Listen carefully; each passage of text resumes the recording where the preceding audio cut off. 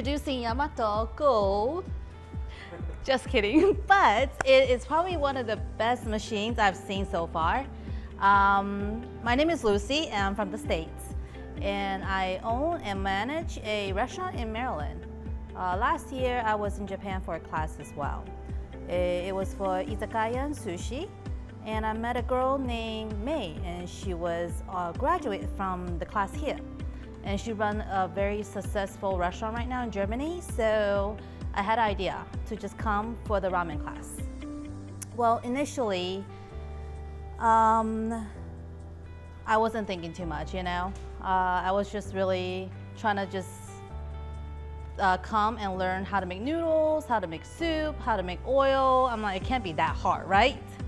But the information that was offered here, it's a really abundant, and it's also wealth, because I think I could take what I learned here and expand it.